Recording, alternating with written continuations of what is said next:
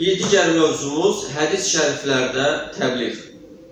Yuxarıda qeyd etdiyimiz kimi Həzrət Peyğəmbər əleyhissalam İsrail oğullarına misal verir və sahabələrə onların xətalarına düşməmələri üçün xəbərdarlıq edir.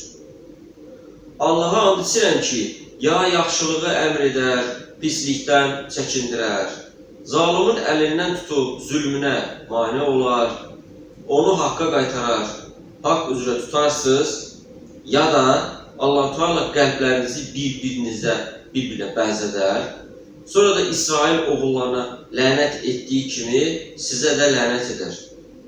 Tirmizi təfsir hədisi. İslamın rükünlərindən olan əmr bil məruf, nəhyanil münkərin tərk edilməsi Allahın lənətinə səbəbdir. Bu isə əl, dil və qəlblə mübarizə aparmaqla olur. Allah Teala'nın məndən əvvəl yaşayan hər bir ümmətə göndərdiyi peyğəmbərlərin öz ümmət içərisində sünnəsinə sarılan, əmrinə itaət edən, ixlaslı və seçilmiş yaxın çevrəsi və əshabı vardır. Bu səmimi ətraf və əshabından sonra onun etmədiklərini söyləyən, əmr edilmədiklərini eləyən kəslər onların yerini tutdu. Bu kimi adamlara qarşı əli ilə cihad edən mömindir. Dili ilə cihad edən mömindir. Qəlbi ilə cihad edən də mömindir. Bu qədərini də edə bilməyən adamda xardal dənəsi ağırlığında da olsa iman yoxdur. Müslim İman 80 hədisi. İmam Müslimin nəql etdiyi məşhur kim bir pislik görərsə onu əli ilə dəyişdirsin. Əgər əli ilə düzəltməyə gücü çatmazsa, dili ilə dəyişdirsin. Dili ilə də dəyişdirməyə gücü çatmazsa, qəlbi ilə həmin pisliyə qarşı nifrət bəsləsin ki, bu da imanın ən zəif dərəcəsidir. Müslim İman 78 hədisi bu məsələni ifadə edir. Yaxşılığı əmr edib pis əməllərdən çəkindirmək duaların qəbul olunmasına səbəbdir. Həzrət Peyğəmbər sallallahu aleyhi və səlləm bu barədə belə buyurmuşdur. Dualarınıza cavab verilmədiyi zaman qəbul olunmazdan əvvəl yaxşılığı əmr edin və pis əməllərdən çəkindirin. İbn Macə Fitən 20 hədisi. Rasulullah aleyhissalam başqa hədis şərifində isə belə buyurmuşdur. İnsanoğlunun hər əməli əleyhinədir.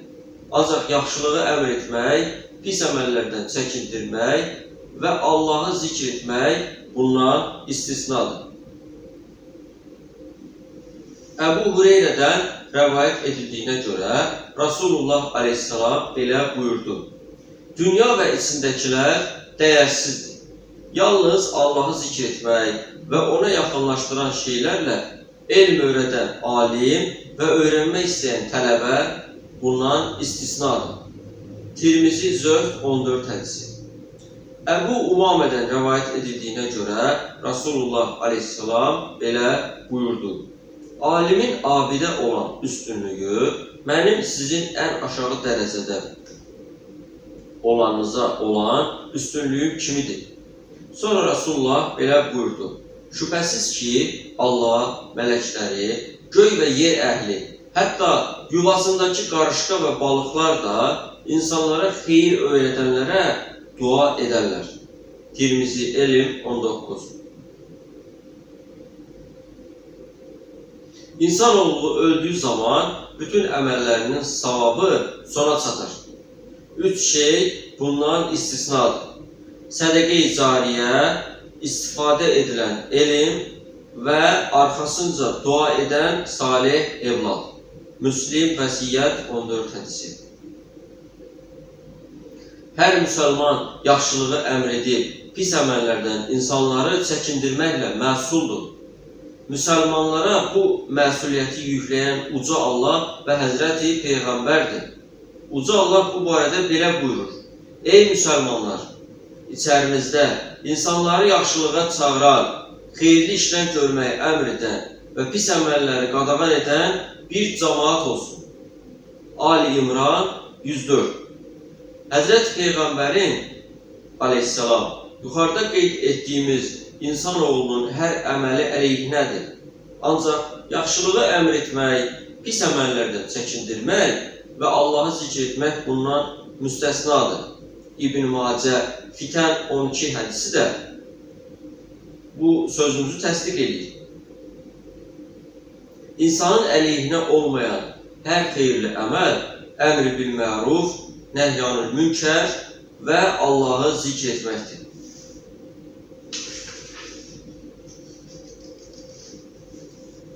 Ey iman gətirənlər, nəfslərinizi qorumaq sizin borcunuzdur.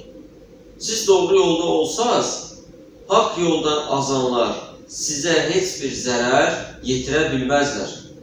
Maidə surəsi 105 ayəsindəki siz doğru yolda olsanız cümləsi əmr-i bil məruf və nəhyanül münkəri ifadə edir.